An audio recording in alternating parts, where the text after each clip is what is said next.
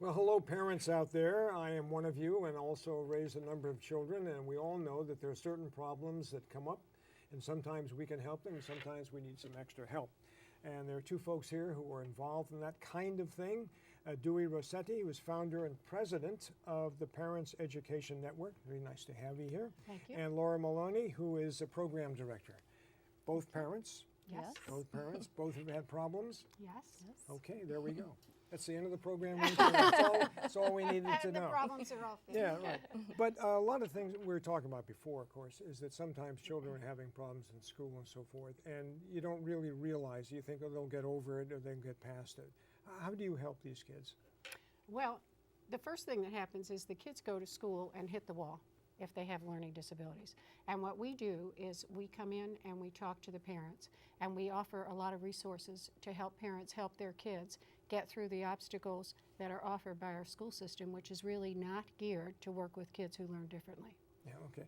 And Laura, how does that work? Let's say there's a parent that come in and their child in the second grade or third grade or fifth grade is just not doing it, smart, but not doing it. How do you, as a parent, get involved? Well, I think the first thing that we suggest is to take the children and get them tested, the child and get them tested, to find out. Is what kind of testing? Well, there's lots of different kinds of screening they can do, and full-on psychological educational testing that can be done, and there's a lot of different places to get it done, because it's expensive to get done. So there are places that offer sliding scales for people who can't afford it. And we have a lot of those resources so that parents don't have to recreate the road every time, because it's kind of an isolating experience as a parent, because it's a hidden disability and it's not something that people necessarily, especially at first, openly talk about. Yeah, and when they do that, I can see a lot of parents, including myself, get the reaction is, I don't need that for my child. Oh, That's too absolutely. expensive, or it's too complicated. Absolutely. Just have him do his homework. And he's or just her like do her me, home- is what parents say. He's just like me, he'll grow out of it. Yeah. And that's about the worst thing that you can do for a child in this day and age with learning disabilities or who's struggling in school at all. The most important thing to do first is to do testing. And when we talk about testing, the reason you do it is not only to find the obstacles that the kid is working with, but what you want to do is level the playing field for the child in school, because as I say, the school is not geared to teach a child who learns differently.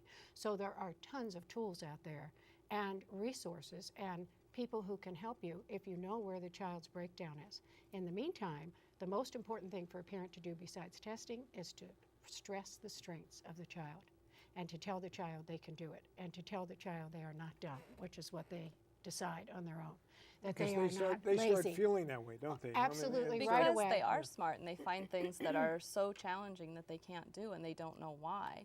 And many times the testing not only does it show the weaknesses, but it shows the strengths too. Yeah, and in your particular case, what was the problem? With my children, Yeah. or I have two children. One daughter who's severely dyslexic, who actually is in a very prestigious creative writing program in high school. Okay. Because she had a teacher who told her you don't have to know how to spell in order to write. And you don't have to do math. Yeah, okay. And my daughter, I would just like to say, flunked preschool. 3 years old, and they told me she couldn't listen, she couldn't cut. Preschool. Preschool. My husband and I were devastated for probably a year, and then that's how we got started. I dropped out of kindergarten, and I'm not kidding. And I'm not kidding. That's the funny part. I'm serious. I can't color that, and I went home. That's a true we could story. probably That's a diagnose terrible you. part, you know. But this dyslexia, how does it affect the kids in the family? Well, that is a great question, because I think that's the biggest problem, is the fallout. If you can't do your school job, when all the other 80% of the kids, it's estimated that about 1 in 5 kids has some kind of a problem with learning.